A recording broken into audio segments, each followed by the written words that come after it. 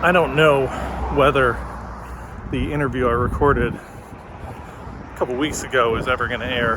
The people I recorded it with are having some difficulties, so I'm back here at Immacolata, just up the hill from the Galleria. That's the Galleria just across that bridge there. And it's funny because I'm walking past the statue of Mary on the eastern edge of the property. I remember, as an altar boy, I remember, I don't know exactly what it would be, but we had a Marian procession that I remember being a part of.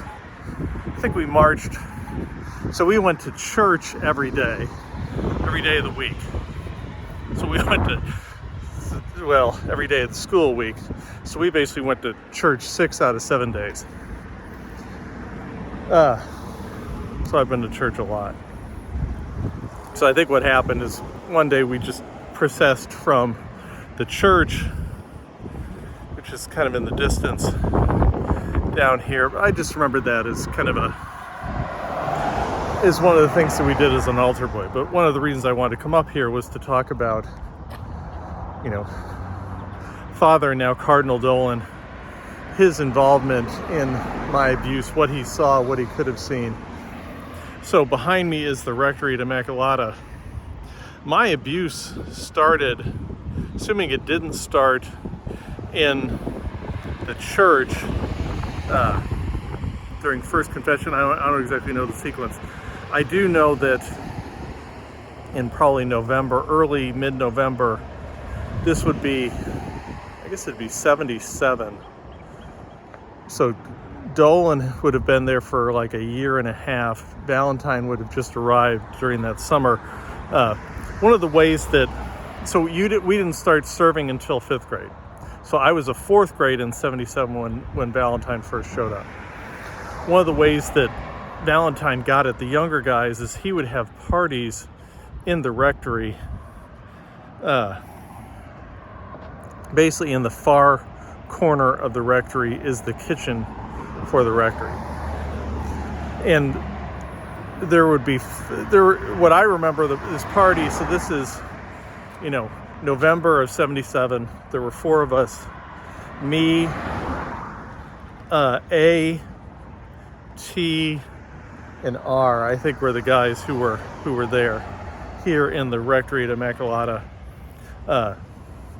playing board games, in our case Risk, eating pizza. I think it was Chinello's Pizza. And the thing about that Risk and pizza party is it happened in this rectory. This is like a Friday night or a Saturday night, probably a Saturday night. But as you can see, the rectory is not, the Immacolata rectory is not a big place. And Valentine really didn't make any effort to try to hide what he was doing from the other priests. I don't exactly know what the other priests did. I remember there being a television room. I don't know if it's upstairs. It might be upstairs. There are like 3 bedrooms, a bathroom, like a common bathroom, and a television room. I think the television room is upstairs. I'm not sure though. I can't really figure out where it would be downstairs otherwise. Because downstairs there's a kitchen, there's a dining room on the other side. There's an office, I think, in basically the far corner there. Maybe the television room is in that far corner. But the way Valentine would get to us, especially the younger guys, the 4th graders who weren't serving yet, is he invited us for a Risk and pizza party. And Monsignor Flavin and then Father, now Cardinal Dolan, would be around for that.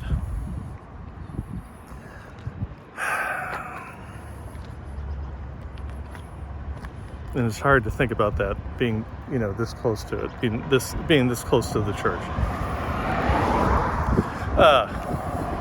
And really, and Father Dolan and Monsignor Flavin would just kind of get out of there and just stay quiet and not do anything. They were around but not present when when Valentine was kind of manipulating us and grooming us and testing us. And it progressed on to, well, I've talked about the difference between grooming and testing. One of the things that Valentine would do is that he would test you in the basement of the rectory. And again, Dolan was there, Monsignor Flavin was there. This happened in the basement. Dolan and Flavin would have been upstairs, but that's just kind of a minor difference.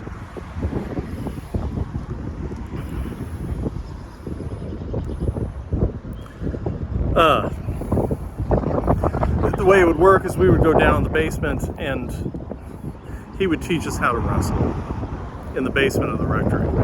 This is the church here behind me. I'll go around the other side. I'll go around the front side.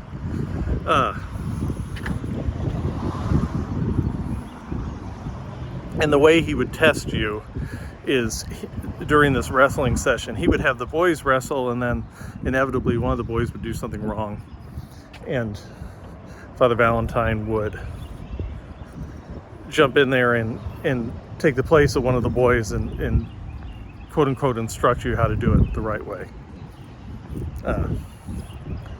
And then during that process of instructing you, he would grab your balls. And that was the test to see whether you would flinch or not. Now, Cardinal Dolan wasn't in the room at the time, but Dolan was in the rectory at the time when this would happen, and I wasn't. Mine wasn't the only group. I thought we were the only group. I thought it was a big deal, a big special deal, and I felt really privileged and singled out. But it turns out Valentine was running groups and groups of boys through the rectory for these for the board game and pizza party, risk and pizza parties. And Monsignor Flavin would be in the rectory, and Cardinal Dolan would be in the rectory.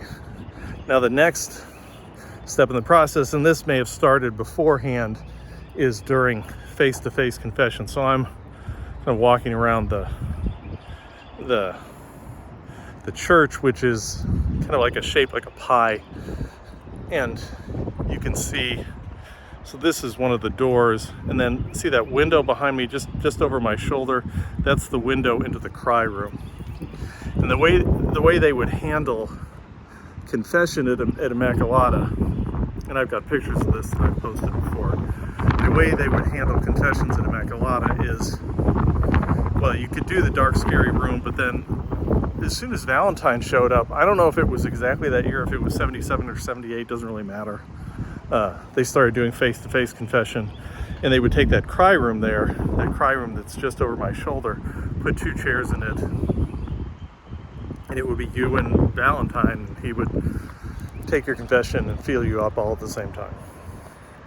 And again, Monsignor Flavin and Father Dolan knew what was going on, knew about this change, this innovation called face-to-face confession. And now I'm up at there's the rectory again. They all lived together, they all lived and worked together. As Dolan has admitted, they lived and worked together.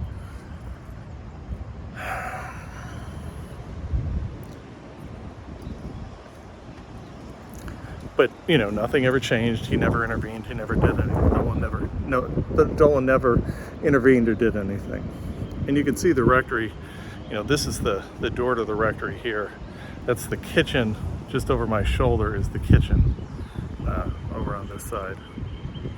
Here's the school. The door to the school with the office, or what used to be the office there.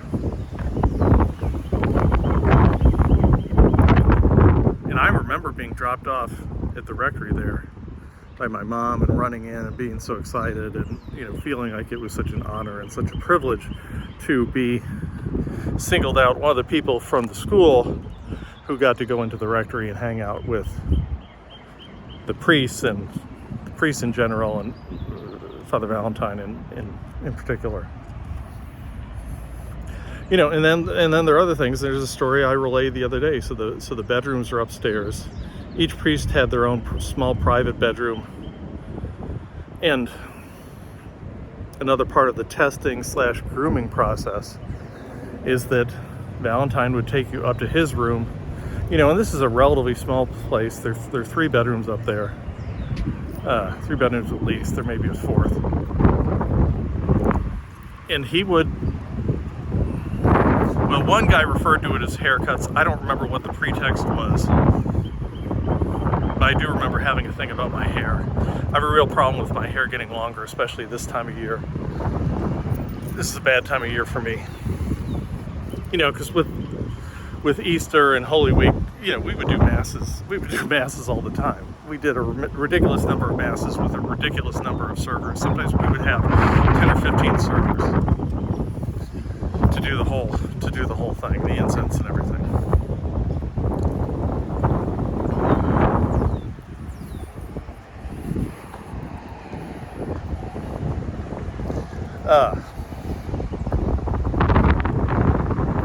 You know, and it's difficult to know that all that stuff was going on in the same rectory that was shared with Dolan, with Monsignor Flavin, and they knew, because I know they knew, because when Valentine would bring guys up to his room in the rectory there, he would kind of out in the open for everybody to see.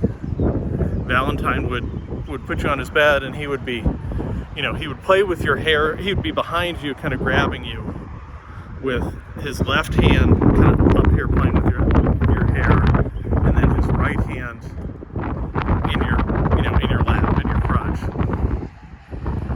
you know, and on your leg and on your belt and that kind of stuff. And I know at least once that Valentine was doing that to me up in the rectory at Immacolata, and I saw Dolan while that was happening. And as I said, one of the reasons I didn't freak out about it, the reason I didn't think it was a bigger deal, in my conversation with the Archdiocese of St. Louis review team, you know, I used the term ambivalent because I was ambivalent. You know, it's Father Valentine, come on. Yeah, he's touching you kind of weirdly and in weird places, but it's Father Valentine. Plus, Father Dolan sees what's going on, and he doesn't react. Father Dolan, who's a good guy, doesn't think that what's going on is a big deal, so obviously it's not a big deal. Obviously what's going on is just fine. It's no big deal, you're fine.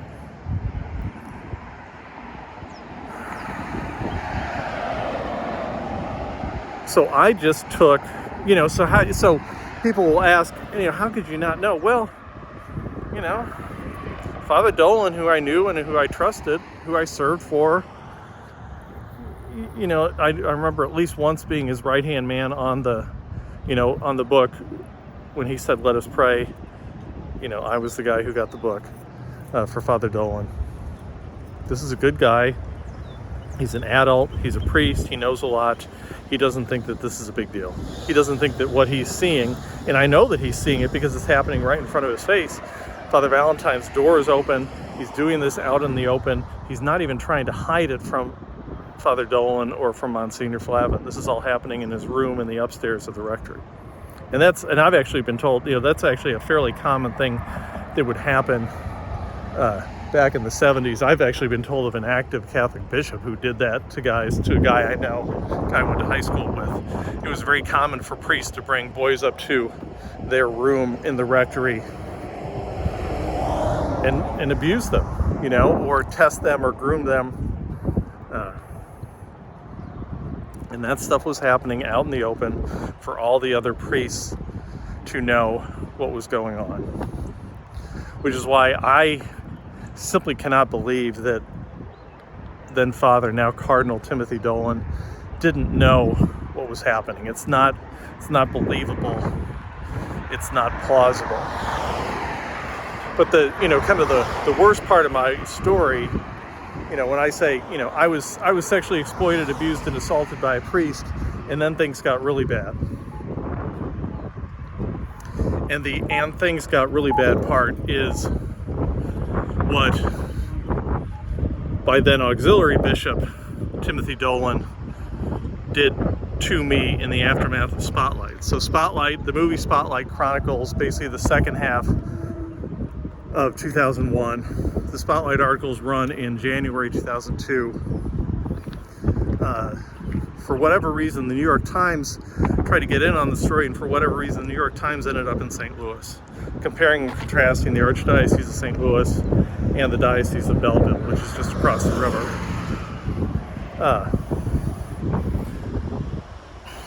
So the press regarding that got me, wondering what the hell my memories meant.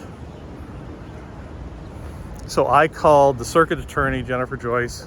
She never called me back, I assume due to statute of limitations problems. I called Channel 5, they wanted me to talk, but I didn't want to hurt the church, really, and I didn't know whether what had happened to me was bad. It was very ambiguous. Like I said, I was very ambivalent about it. On the one hand, I felt flattered to have the attention. I felt like a big deal. I felt very special. But then there's also what Auxiliary Bishop Timothy Dolan told me. This is, like the first week of March 2002, the New York Times article, "Two Paths, No Easy Solution," ran in the New York Times on March 2nd, 2002. Lori Goodstein, Jody Bulgarin wrote it. It exposed Father Leroy Valentine as an abuser. So I called the Archdiocese, and then the next day, this is like March 5th, probably March 5th, I get a call back, the evening of March 5th, I get a call back from Auxiliary Bishop Timothy Dolan. "Hey Chris, Tim Dolan, Bishop Dolan, been a long time. What's up?"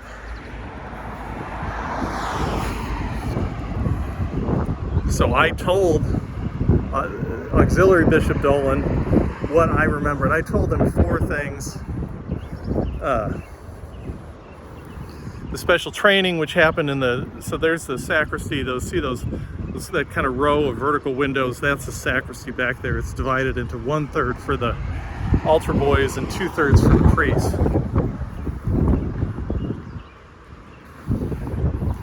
And I'll cross back over. Special training happened in the sacristy after Mass, after the Old People's Mass around the 4th of July in the summer, I think the summer of '80.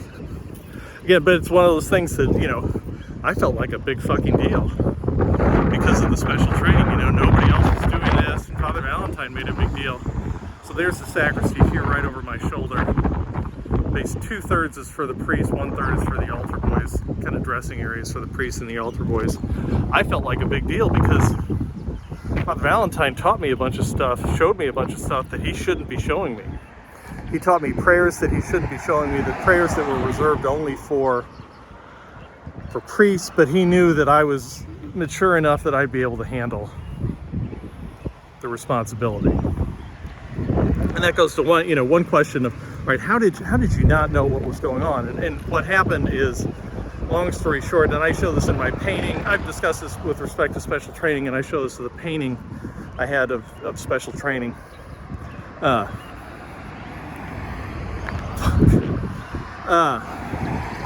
He taught me the consecration prayer. He convinced me that I was consecrating hosts, that I had the ability to consecrate hosts. And I knew enough to know that if I was consecrating hosts, then I had to be super careful with those hosts. And I consecrated like 100 or 200 hosts, pulling them out of this kind of 6-inch cellophane bag from one of the cabinets in the priest side of the sacristy. And there's no reason to consecrate that many hosts, for a summer Old People's Mass. There were 10 or 15 people there every day in the summer. It's like that was the 9 o'clock Mass. But how did I not know what was going on? Well, I was distracted by Father Valentine. He taught me the consecration prayer. I consecrated all these hosts, this kind of insane number of hosts, this absurd number of hosts.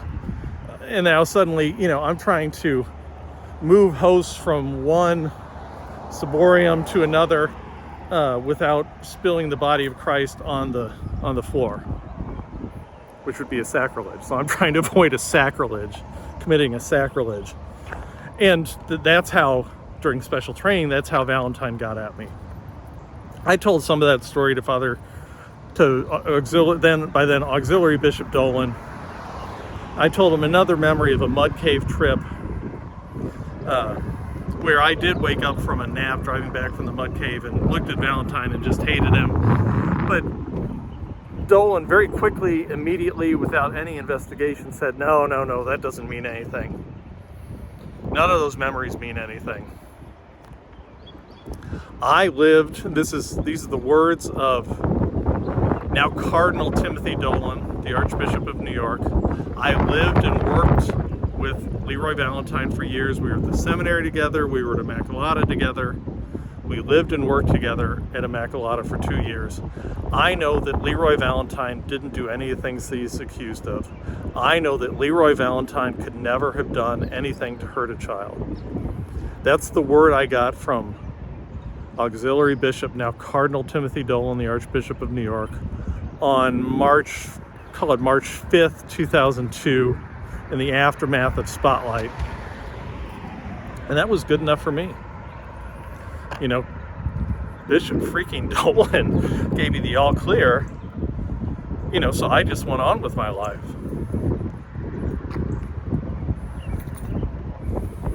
And then I got sick.